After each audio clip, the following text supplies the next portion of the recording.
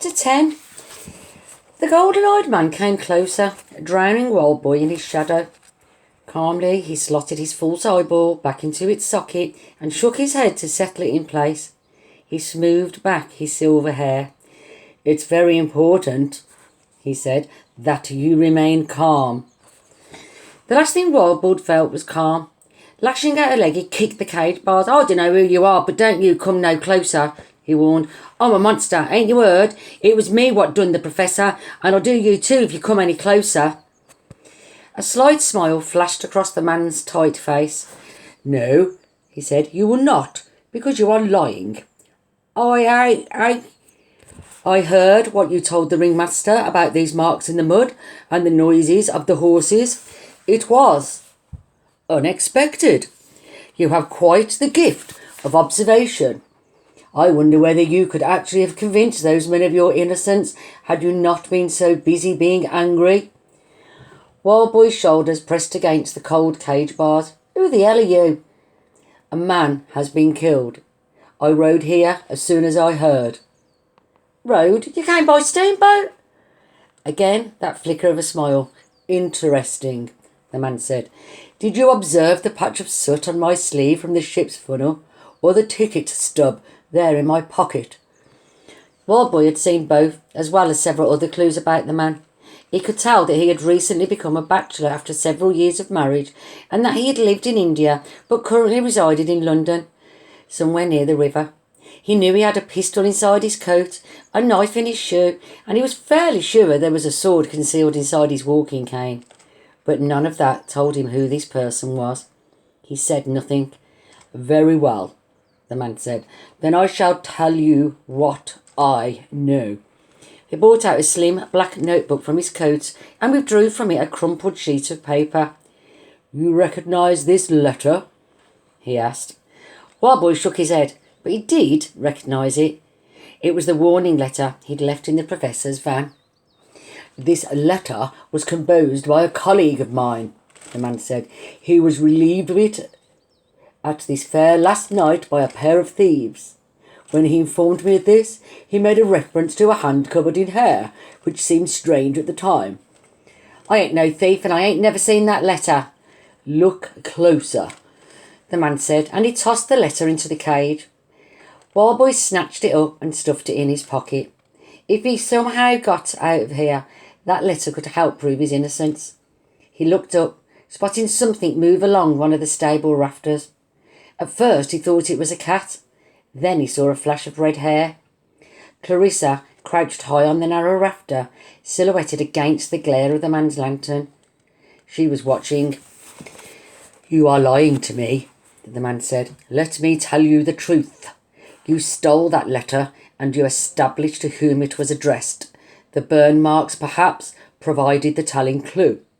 You decided to deliver the message to Professor Wollstonecraft. It does, after all, warn of a threat upon his life, but you were too late." He turned so that the light from his lantern fell over the professor's body. "You saw poor Henry die." Wildboy felt cold at the memory. He looked up, but Clarissa was gone. I don't know what you're talking about," he said. "Then let me enlighten you." The man turned a page of his notebook and held it open. "Look at this." There was a drawing in the book similar to the sketch that Wildboy had seen in the professor's caravan. He edged fractionally forward, scared but curious. It was a diagram of the same scientific device. Wheels and pipes and interconnecting cogs, all sickeningly connected to human heads. "What is that?" he said. The stable door shuddered as the porters pounded against it outside. "Your 5 minutes is up," Mary Everett called. "Open this door." The golden-eyed man tapped the drawing in his book. For the first time, a note of urgency crept into his voice. "There was a similar drawing hidden in the professor's caravan. Now there is not. It is imperative that I find out who stole it." Wildboy's mind raced. The hooded man must have taken the drawing. That was why he'd dumped the body here in the stables, so he could search the professor's van without being seen. The porters banged harder on the stable door. Wildboy had to take a chance. All right. All right, listen, he said. I did see the drawing. It was in the professor's van. I was only there to leave that letter, not to steal anything. That was when I saw the killer, the hooded man. The man's jaw tightened. A silver hair fell in front of his false eye and he slicked it back. The hooded man? That's who killed the professor. He must have taken that drawing and all. Who was he? You think I'd be here if I knew that? I didn't see his face nor nothing else of the bloke. He walked funny, like he was hurt. And he wore a mask, like them ones what? Did he speak? Yeah, he spoke. What did he say? I don't know. Something about some machine? The hair slipped again over the man's eyes, but this time he let it hang. He looked back to Professor Wollstonecraft's corpse. Then it is true, he said. What's true? Wildboy said. Only thing that's true is I'm about to get hung. I told you what I know, so get me out of here. The man tucked his notebook away and brought out a slim leather pouch that was folded shut like an envelope. It is imperative, he said, that I identify this hooded man. I told you everything I know. No, you told me everything you think you know. The man opened the pouch. Something glinted inside. A syringe. What's that? Wildboy said. What the hell's that for? You are afraid, the man said. You are not thinking clearly. I suspect you saw more than you remember. The syringe's bronze tip reflected in his golden eye, and pale liquid dripped from the needle point. This drug will make you remember. If Wildboy hadn't been so scared, he might have laughed. There was no way he was letting anyone stick him with a needle. He scrambled back, kicking again at the bars. Get back! Don't you touch me with that thing! It will be less painful if it enters your arm, the man said, but it does not have to. Another thump shook the stable doors. Give us the boy, one of the porters yelled. Showman's law for him. Wildboy turned in the cage, searching desperately for the floorboard nail he'd dropped. He saw it on the straw outside the cage, but it was too far to reach. Only one other plan came to mind. Shifting around, he slid his coat down to offer the man a hairy, trembling shoulder. All right, he said. Use your needle, but stick it in my arm like you said. The golden-eyed man hesitated, suspicious, but he wasn't missing the chance. Holding the syringe steady, he leaned closer.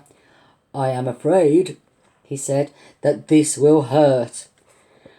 Wildboy braced, waiting. He had to time this just right. Now! He slammed his palm into the loose end of the floorboard.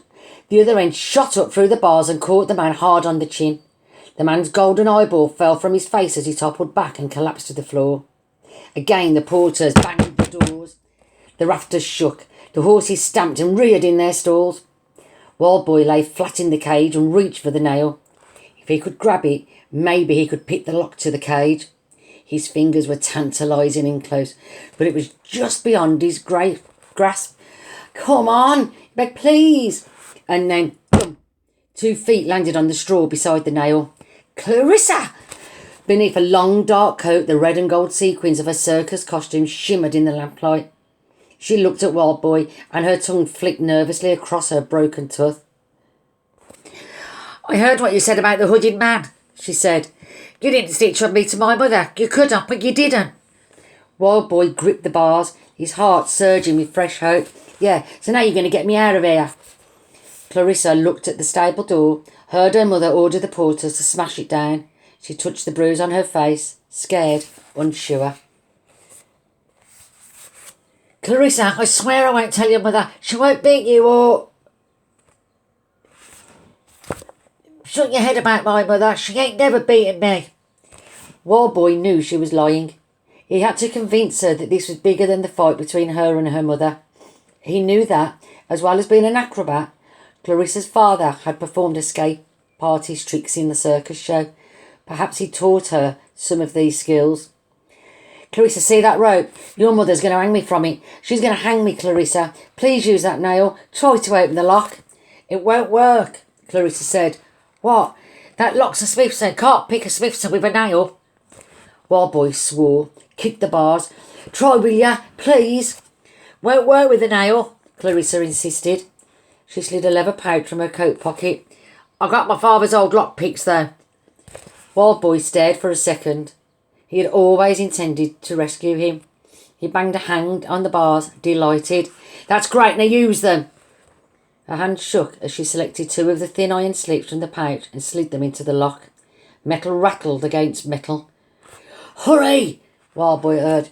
I am hurrying. I know, but hurry faster. Then, clunk. The lock turned. Wild Boy cried out in joy as the cage door swung free. He leaped through and landed beside Clarissa in the straw. And then the stable door burst open.